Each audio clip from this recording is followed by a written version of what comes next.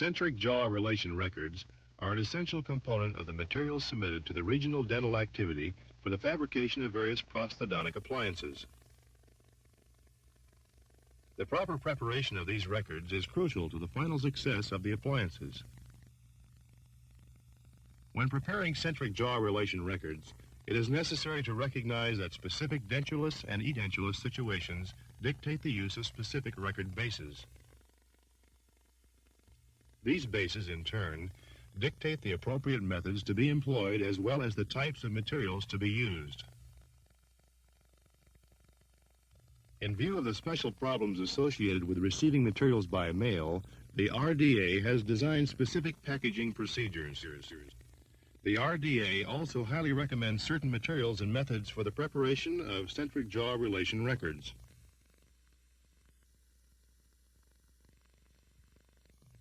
We will discuss the materials and procedures for obtaining centric jaw relation records associated with the fabrication of complete dentures and removable partial dentures.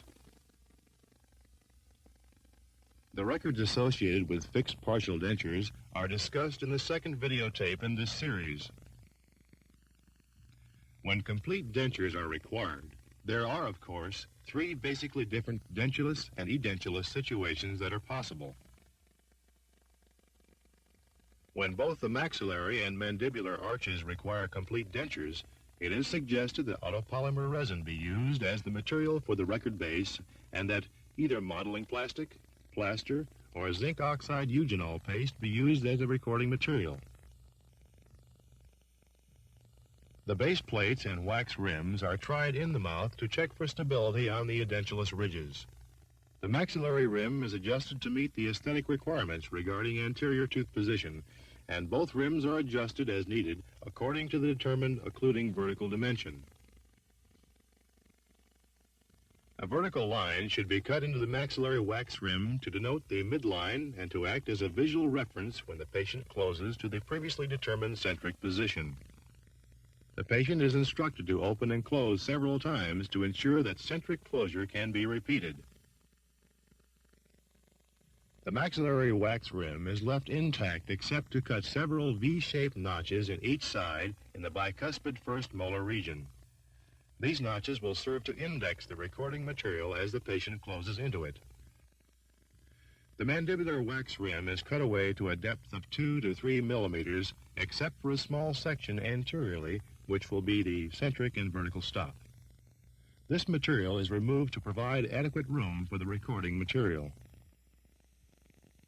The mandibular rim is removed from the mouth, and the recording material is placed on the rim.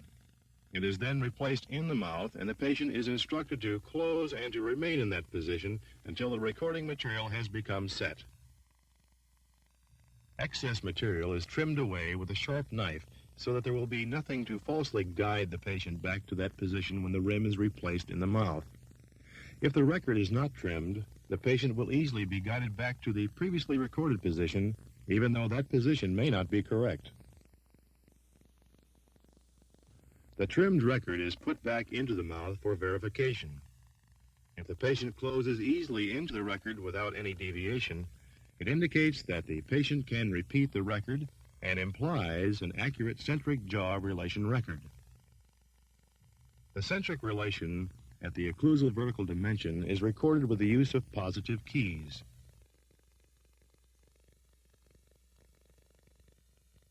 When the maxillary arch requires a complete denture and the natural teeth of the mandibular arch are present, the same materials are recommended for use as when both arches require complete dentures. However, the methods for these situations are different. When natural mandibular teeth are present, centric relation is recorded at the occluding vertical dimension with recording material in the first molar and second bicuspid region only. When removable partial dentures are required, there are several basic situations possible. The partial dentures may be opposed by natural teeth or by another partial denture. Furthermore, in each situation, the partial denture may be tooth-borne or free-end. In the case of tooth-borne partial dentures, materials are not necessary to make the centric jaw relation records because centric occlusion can be determined on the cast by means of tooth contact of the remaining teeth with the opposing teeth.